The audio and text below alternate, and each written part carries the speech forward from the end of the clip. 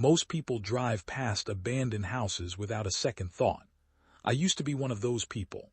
Now, every time I see one of those dark, broken-down structures sitting back from the road, I feel my stomach drop, because I know, better than most, that some empty buildings aren't actually empty. This happened 3 years ago in rural Tennessee. I was working as an independent property assessor. My job was simple. Insurance companies and banks would hire me to physically inspect properties before they'd finalize claims or foreclose on assets. I walked through hundreds of structures over the years. Vacant strip malls, foreclosed ranches, condemned apartment buildings. You stop feeling nervous after a while. Everything becomes routine. That October, I got an assignment for a 2-story farmhouse about 40 minutes outside of Knoxville. The property had been sitting on a bank's books for almost 6 years after the original owner passed with no next of kin. The county had flagged it. The bank wanted a fresh assessment before they decided whether to demolish or auction. Standard job. Go in, document the condition, take measurements, file the report. I pulled up the gravel driveway just before noon on a Tuesday. The house looked about what you'd expect after 6 years of no maintenance. Sagging porch, broken gutters, paint peeling off in long curling strips. All the windows on the ground floor were intact, which I noted as unusual but not alarming. Most abandoned structures in rural areas get windows broken out within the first year, either by weather or by people just passing through. I logged the exterior first, walking the perimeter and dictating notes into my recorder. The property was about a quarter mile off the main road, surrounded by overgrown fields on 3 sides and a line of dense trees along the back. Quiet, completely quiet. The front door was locked, but the bank had provided a key. I remember pushing it open and getting hit with the smell first. Now, I want to be specific here because this matters. Old abandoned houses have a particular smell: damp wood, mold, stale air. It's unpleasant, but you get used to it. What hit me when I opened that door wasn't that smell. It was warmer. Slightly. Just barely different. I couldn't place it at the time, so I moved on. The ground floor was in rough shape but structurally sound. I worked my way through the kitchen, the sitting room, a narrow hallway. I was documenting a crack running along the base of the chimney when my recorder slipped out of my hand and slid under the kitchen counter. I crouched down to grab it, and that's when I noticed the floorboards near the back wall. They weren't as dusty as the others. I told myself it was probably airflow, maybe a gap in the exterior wall causing draft. I moved on. Second floor next. The staircase held fine. I took my time at the top, letting my eyes adjust. 4 doors off the landing. First 2 rooms were what I expected, both stripped down to bare boards, cobwebs in every corner, water damage along the ceiling from what had probably been a roof leak. I documented, measured, moved on. Third room was a bathroom, mirror still on the wall, cracked down the middle. Old cast iron tub with rust stains running down from the faucet. I was noting the condition of the floor tiles when I glanced at the tub and stopped. There was a faint ring around the inside of the tub. Not rust, not discoloration from age.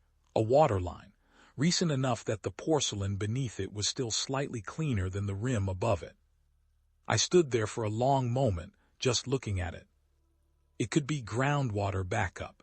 It happens in old houses with compromised plumbing.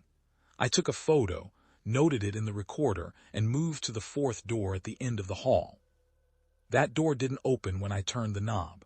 Not locked, just swollen in the frame from humidity.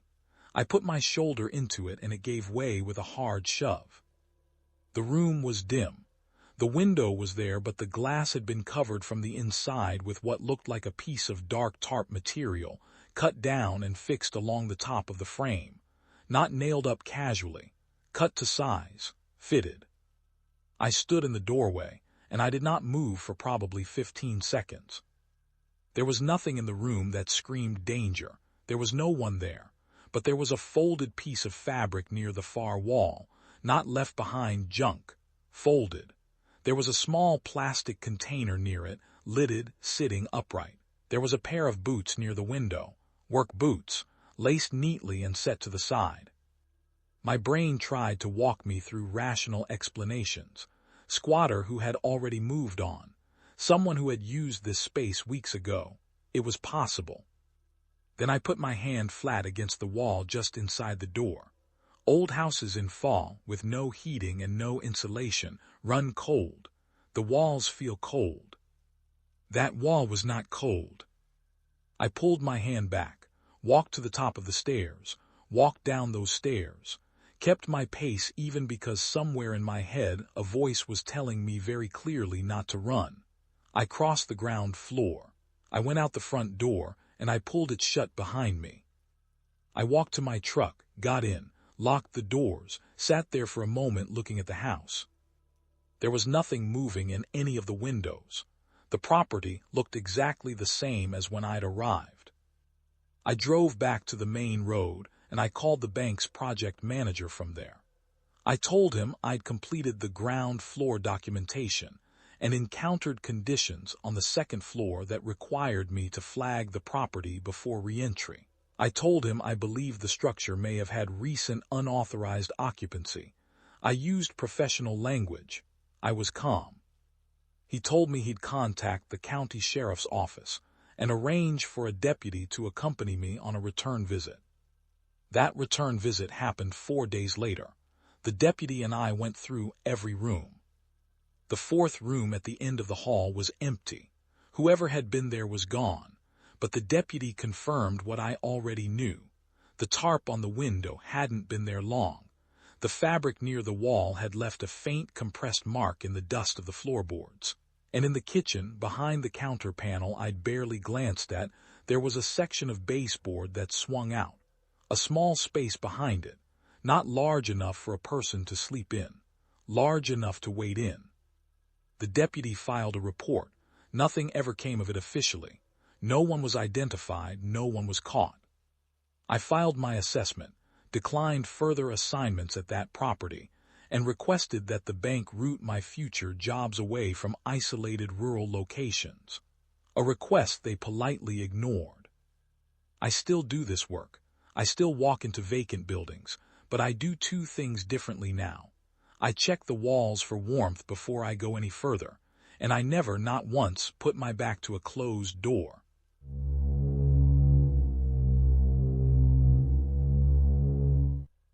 This happened about 4 years ago in a small town outside of Knoxville, Tennessee.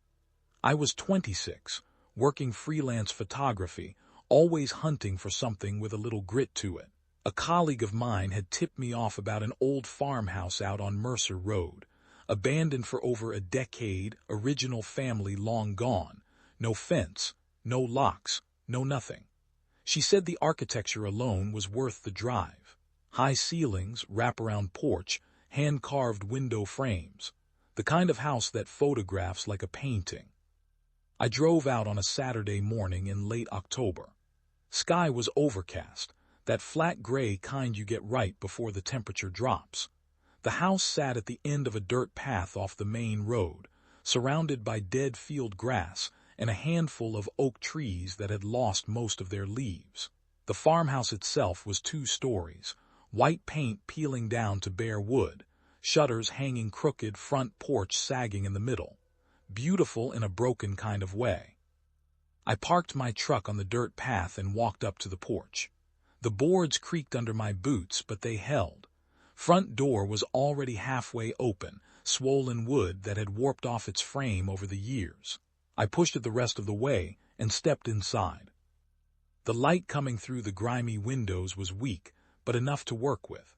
I started in the front room, old fireplace, wallpaper peeling off in long strips, a rocking chair still sitting in the corner like someone had just gotten up from it. I got some great shots in those first 20 minutes. I was relaxed. I was comfortable. That was my first mistake. I moved toward the back of the house, into what used to be the kitchen. The cabinets were all open, empty. Floor tiles cracked down the middle, and then I noticed something that made me stop. A camping lantern, sitting on the kitchen counter, newer model. The plastic still had a sheen to it. I stood there staring at it for a few seconds, told myself maybe a kid from town had left it there, doing exactly what I was doing, poking around. That explanation felt reasonable enough that I kept moving. I found the back staircase and headed up to the second floor. 3 bedrooms up there. 2 of them were gutted, nothing but bare floors and bare walls. But the third room, the one at the far end of the hall, had the door pulled mostly shut. I pushed it open. There was a sleeping bag on the floor, unrolled. A backpack beside it, zipper open, clothes spilling out. A plastic bag with food in it. Canned goods, crackers, a water bottle, and a phone charger plugged into an extension cord that ran along the baseboard and out into the hallway. Somebody was living here, not staying for a night, living here. The sleeping bag was worn in the way you wear something every single night. The food bag had a system to it, organized, not tossed. The clothes in the backpack were folded. I didn't touch anything. I stepped back from the doorway and stood in the hall, and that's when the feeling hit me, the sudden and very specific awareness that I was alone in a house that wasn't as empty as I thought, and I had no idea where the person who lived here actually was right now. I thought about the front door. I thought about my truck at the end of the dirt path. I thought about how far back from the main road I'd walked, and then I heard something. A door, somewhere downstairs. The particular groan of hinges that haven't been oiled in years. I didn't move. I stood in that hallway with my camera hanging from my neck and I just listened. And then I heard boots on the floor below, slow, even, moving through the kitchen, moving toward the staircase. I looked both ways down the hall. No other way out on this floor except the windows. I stepped back into the nearest bedroom, the gutted one, and pressed myself flat against the wall beside the door frame, out of the line of sight from the hall. The footsteps came up the stairs, unhurried. They weren't rushing because whoever it was had no reason to rush. As far as they knew, they were alone. The steps paused at the top of the landing. I could hear breathing, low and even. Then they moved down the hall slowly, toward the far room, toward the room with the sleeping bag. I made my decision in about half a second. The moment those footsteps moved past my doorway, I came out of that room and walked fast and quiet toward the staircase, keeping my boots as light as I could on those old floorboards. I hit the stairs and went down without looking back, through the kitchen, through the front room, out the front door and across that porch without breaking stride. I was at my truck in under a minute. I didn't peel out. I put it in reverse, back down the dirt path to the main road and drove. I didn't stop until I hit a gas station about 6 miles down the highway. I sat in the parking lot with the engine running and my hands on the steering wheel, just breathing. I called the county sheriff's office, told them what I'd found. They sent a unit out to Mercer Road. About 2 hours later, a deputy called me back. They'd found the setup, same as I described. Man in his late 40s, no ID on him, no vehicle. He'd been squatting there for what looked like several weeks. They took him in. The deputy didn't tell me much more than that, and maybe I didn't want to know.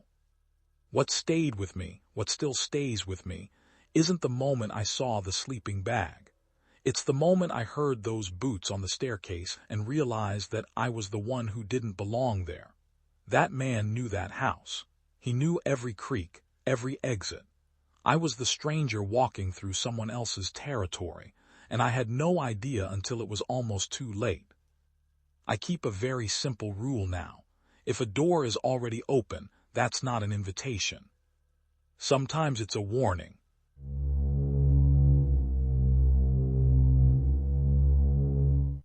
Most people have one moment in their life they can't explain away, one moment that stays with them forever. This is mine. I was 26, living in rural Kentucky, and I made a mistake that I will carry with me for the rest of my life. It started the way most stupid decisions start. A dare from my buddy Travis on a Saturday night. He'd been talking about the old Callaway house for weeks. Everybody in our county knew about it. Sat out on a dead-end gravel road about 9 miles east of town, completely hidden by overgrown trees. Nobody had lived there in over 30 years. The family who owned it had just left. No one ever bought it. No one ever tore it down. It just sat there rotting forgotten. Travis said he'd give me $200 if I went inside alone, spent 20 minutes and came back out. He'd wait by the road with a flashlight. At the time, $200 felt like a fortune. I said yes before he finished the sentence. We drove out there around 11. No moon that night. I remember my headlights catching the old mailbox at the entrance of the property. The path to the front door was maybe 100 feet through dead grass that came up to my knees. I had a flashlight and my phone. That was it. As I got closer, the house started to take shape in my beam. 2 stories. Wood siding gone gray and black with mold. Every window either broken or missing.